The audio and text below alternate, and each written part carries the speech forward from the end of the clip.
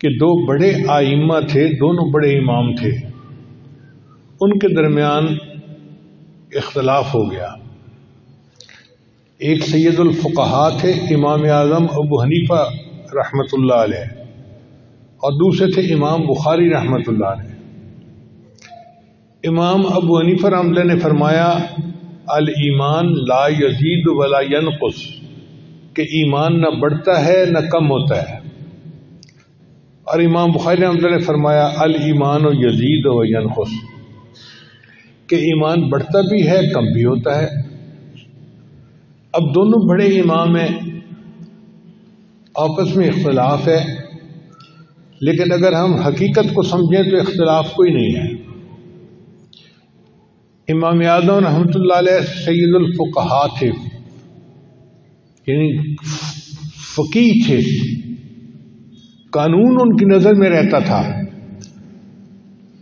تو انہوں نے جب کہا الایمان لا یزید ولا ینقص، تو ان کا مقصد تھا قانونی ایمان۔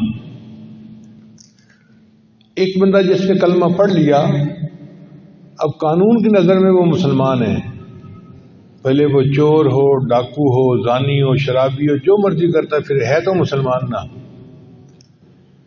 اس لیے اگر کوئی طوائف مر جائے تو اس کا جنازہ پڑھتے ہیں، گو اس کی زندگی گناہوں میں گزری، یہ الگ چیز ہے، لیکن ایمان تو ہے نا اس کے اندر، یہ تو نہیں کہہ سکتے کہ ایمان ہی نہیں اس کے پاس۔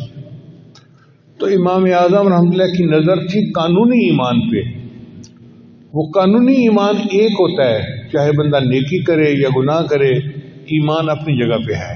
کلمہ پڑھا، اب وہ مومن ہے، اب اس کی اولاد اگر کلمہ پڑھنے والی ہوگی تو ان میں اس کی وراثت کو تقسیم کیا جائے گا، یہ قانونی عمل ہے جو پیش آئے گا۔ ان سے سوال کیا گیا کہ جناب اگر ایمان گھٹتا اور بڑھتا نہیں تو قرآن مجید کی آیت بتاتی ہے، اللہ فرماتے ہیں وَزَادَتْهُمْ ایمانا، ان کا ایمان بڑھ جاتا ہے۔ انہوں نے فرمایا دیکھو اس کی مثال ہے سمندر کی مانند۔ سمندر کا پانی ہوتا ہے ایک جیسا، جو اس کی مقدار ہے وہ وہی ہوتی ہے، لیکن جب چاند پہلی دوسری کا ہوتا ہے تو کشش کم ہوتی ہے، تو اس کے اندر تلاطم نہیں ہوتا، لہریں نہیں ہوتی، اچھلتا نہیں ہے، خام ہوتا ہے، کام اینڈ کوائٹ ہوتا ہے، ایسے لگتا ہے جیسے پانی گھٹ گیا ہے، نیچے اتر گیا ہے۔ اور جب 14ویں کا چاند ہوتا ہے تو اس وقت کشش بہت زیادہ ہوتی ہے، اس وقت 15-20 فٹ کی اونچی لہریں اٹھ رہی ہوتی ہیں، اور ایسے لگتا ہے کہ جیسے پانی بڑھ گیا۔ پانی بڑھتا نہیں ہے، پانی کے اندر تلاطم بڑھ جاتا ہے، پانی کی مقدار ایک جیسی ہوتی ہے۔ اسی طرح ایمان کا، انسان کا ایمان ایک جیسا ہے، کبھی کبھی ماحول کی وجہ سے، اعمال کی وجہ سے محبت الہی اس پر اپنا رنگ دکھاتی ہے اور اس کو لگتا ہے میرا ایمان بڑا بڑھ گیا، وہ تلاطم اس کے اندر آ جاتا ہے۔ اور کبھی کبھی گناہوں کی وجہ سے بالکل خاموش ہوتا ہے اس کا معاملہ، تو اس کو لگتا ہے جی میرا ایمان گھٹ گیا۔ ایمان نہ گھٹتا ہے نہ بڑھتا ہے، ایمان کے اندر جو طوفان ہے وہ گھٹتا بڑھتا ہے ماحول کی وجہ سے، جیسے تلاوت قرآن سے بڑھتا ہے کہ میرا ایمان بڑھ گیا،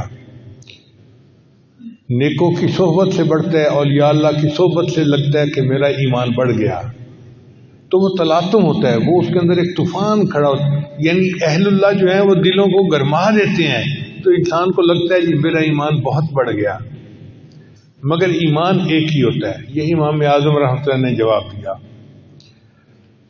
اور امام شافعی رحمۃ اللہ سے پوچھا گیا، انہوں نے فرمایا کہ دیکھو ایمان جو ہے نا وہ گھٹتا اور بڑھتا ہے۔ پوچھا جی اس کی کیا دلیل ہے؟ ان کہا کہ قرآن مجید کی آیت ہے کہ جو قرآن کی تلاوت کرتے ہیں وہ زادتہم ایمانا، اور ان کا ایمان بڑھ جاتا ہے، تو قرآن کی آیت سے ثابت ہے کہ ایمان بڑھ رہا ہے۔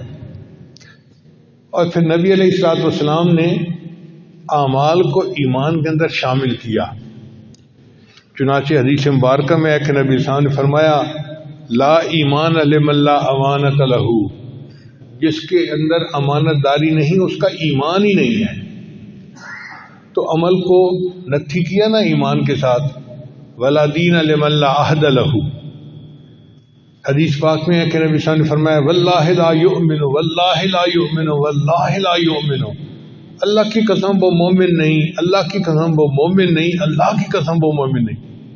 صحابہ یہ سن کے گھبرا گئے کہ اللہ کے حبیب صلی اللہ علیہ وسلم 3 مرتبہ قسم اٹھا کے کہہ رہے ہیں وہ مومن نہیں، وہ مومن نہیں، وہ مومن نہیں. تو ایک صحابی نے پوچھا ہے اللہ کے حبیب صلی اللہ علیہ وسلم کون مومن نہیں؟ فرمایا جس کا پڑوسی اس کی ایذا سے محفوظ نہ ہو اس بندے کا کوئی ایمان نہیں.